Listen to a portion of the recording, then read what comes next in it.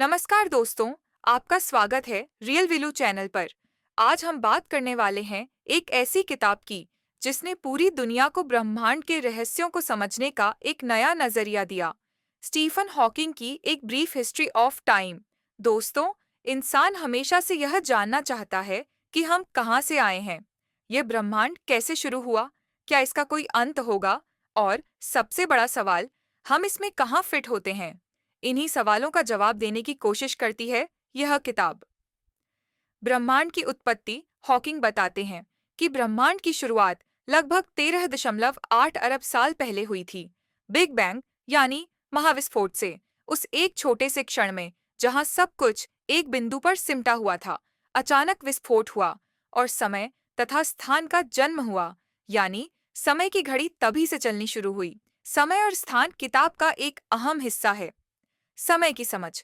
Hawking कहते हैं कि समय केवल हमारी घड़ी की सुइयों में नहीं, बल्कि ब्रह्मांड की गति और गुरुत्वाकर्षण पर भी निर्भर करता है। आइंस्टीन के सापेक्षता सिद्धांत के अनुसार समय हर जगह एक जैसा नहीं चलता। अगर आप किसी तेज गति से चलती रॉकेट में हो, तो आपके लिए समय धीरे धीरे बीतेगा, जबकि धरती पर वह तेजी से गुजरेगा। ब्लैक होल का रहस्य। ब्लैक होल इस किताब की सबसे रोमांचक कहानी है। ये वो जगह है जहां गुरुत्वाकर्षण इतना ज्यादा होता है कि रोशनी तक बाहर नहीं निकल सकती। लेकिन हॉकिंग ने दुनिया को चौंकाया जब उन्होंने कहा कि ब्लैक होल पूरी तरह काले नहीं होते। वे हॉकिंग रेडिएशन छोड़ते हैं, यानी धीरे धीरे अपनी ऊर्जा बाहर निकालते हैं। इसका मतलब है कि ब्लैक होल हमेशा के लिए नहीं रहते, एक दिन वे खत्म हो सकते हैं। ब्रह्मांड का भविष्य किताब में यह भी सवाल उठाया गया है कि आगे ब्रह्मांड का क्या होगा। क्या यह हमेशा फैलता रहेगा और एक दिन सब कुछ ठंडा हो जाएगा, या फिर एक समय आएगा जब ब्रह्मांड सिकुड़ने लगेगा और वापस उसी बिंदु पर सिमट जाएगा जहां से सब शुरू हुआ था। अगर ऐसा हुआ तो क्या समय भी उल्टा बहना शुरू कर देगा। विज्ञान और ईश्वर। हॉकिंग का एक और बड़ा सवाल है, अगर हम ब्रह्मांड के सारे नियम और रहस्यों को समझ लें, तो क्या हमें यह मानने की जरूरत रहेगी कि इसे किसी ईश्वर ने बनाया।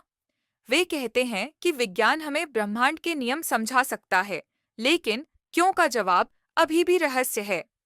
किताब की खूबी। दोस्तों, यह किताब केवल वैज्ञानिकों के लिए नहीं है, यह हर उस इंसान के लिए है जो जिज्ञासु है, जो जानना चाहता है कि वह इस विशाल ब्रह्मांड में कहाँ खड़ा है।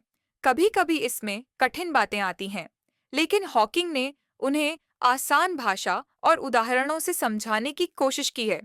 यह किताब पढ़ते पढ़ते हमें एहसास होता है कि हम छोटे हैं, लेकिन हमारी जिज्ञासा अनंत है। निष्कर्ष तो दोस्तों, a brief history of time सिर्फ एक विज्ञान की किताब नहीं है, यह मानवता की उस जिज्ञासा की यात्रा है जो हमेशा जानना चाहती है, हम कौन हैं, कहाँ से आए हैं और आगे कहाँ जाएंगे। अगर आपने अब तक यह किताब नहीं पढ़ी है, तो मैं आपको जरूर सलाह दूंगा कि इसे पढ़ें। न केवल आपके ज्ञान को बढ़ाएगी, बल्कि आपको जीवन और ब्रह्मांड के प्रति एक नया दृष्टिकोण देगी। उम्मीद है आपको यह वीडियो पसंद आया होगा। अगर अच्छा लगा हो तो लाइक और सब्सक्राइब जरूर करें, ताकि हम और भी ऐसी रोचक किताबों के बारे में चर्चा कर सकें। धन्यवाद, फिर मिलेंगे अगले वीडियो में।